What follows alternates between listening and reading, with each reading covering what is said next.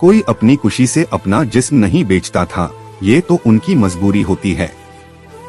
ये लाइन अक्सर हम फिल्मों में सुनते थे और ये हकीकत है। वैश्यों की एक अलग ही दुनिया होती है। उनकी जिंदगी में प्यार और खुशी की कोई जगह नहीं होती।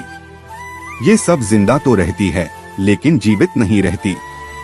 ये लोग सिर्फ दरिंदों की जिस्म की भूखे को मिटती हैं और दूसरे समाज की बच्चियों को भूखे दरिंदों से बचाती हैं।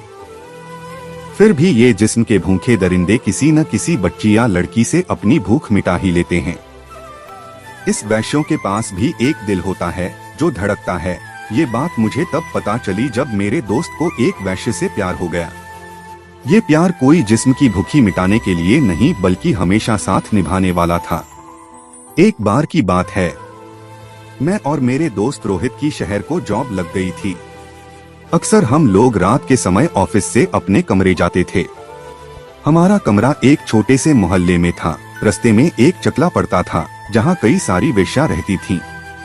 जब हम लोग रात को उसी रास्ते से अपने कमरे आते तो हम लोगों को रोज एक लड़की मिलती जो अपने ग्राहकों का इंतजार करती। वो हम लोगों को इशारे से बुलाती थी लेकिन हम लोग कभी भी उसके पास नहीं गए। एक दिन बारिश तेज हो रही थी। मैं और मेरा दोस्त पैदल उसी रास्ते से जा रहे थे। सुनसान रास्ता था, तेज बारिश हो रही थी। हम लोग एक छाते के सहारे अपने कमरे की ओर बढ़ रहे थे। मेरी नजर उसी बस स्टॉप पर गई जहां वो लड़की रोज खड़ी रहती थी, लेकिन आज वो वहां नहीं थी। हम लोग आगे बढ़े तभी एक बीमार सी धीमी आवाज आई, मेरी मदद कर दो। मैं और रोहित ने देखा कि पास ही एक टपरे के पास वही लड़की पड़ी हुई थी जो रोज रात को हमें मिलती थी। रोहित उसके पास जाने लगा लेकिन मैंने उसे मना किया। वो नहीं माना। जब वो उसके पास गया तो देखा कि उसकी तबीयत बहुत ज्यादा खराब है। उसकी तबीयत इतनी ज्यादा खराब थी कि वो बेहोशी की हालत में थी। मुझे भी दया आ गई और हम दोनों ने मिलकर उसे अस्पताल में भर्ती करवा दिया। डॉक्टर बोल रहे थे कि अगर ज्यादा देर हो जाती तो शायद ये नहीं बच पाती। सुबह उसे होश आ गया।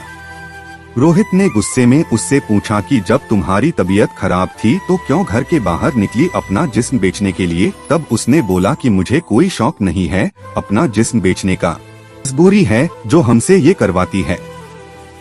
उसने हमारे धन्यवाद किया और बोला कि वहाँ से और भी लोग निकले लेकिन किसी ने भी मेरी मदद नहीं की, सिर्फ आप लोगों ने मेरी मदद की। इसके बाद उसने अपनी सारी दस्ताना सुना दी। उसकी दास्तान सुनने के बाद रोहित और मेरी आंखों में आंसू आ गए। एक हफ्ते तक रोहित ने उसकी खूब सेवा की।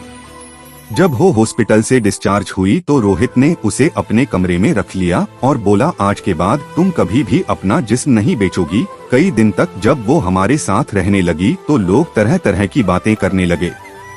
एक दिन रोहित ने उससे शादी कर ली और उसे एक छोटी सी नौकरी में लगवा दिया। आज दोनों बेहद खुश है और उनके 2 बच्चे हैं। जब भी मैं उस लड़की से मिलता हूँ तो ऐसा कभी नहीं लगा कि वो पहले एक वेश्या थी। तो दोस्तों, यह थी हमारी आज की कहानी। उम्मीद करते हैं आपको भी पसंद आई होगी। आपका क्या कहना है इस कहानी के बारे में कमेंट करके हमें जरूर बताएं। वीडियो को लाइक करके चैनल को सब्सक्राइब कर लीजिए। साथ में घंटी को दबाकर कॉल पर सेट कर लीजिए ताकि आने वाली वीडियो आपको तुरंत मिले। मुझे दीजिए अगली वीडियो तक इजाजत, तब तक के लिए धन्यवाद।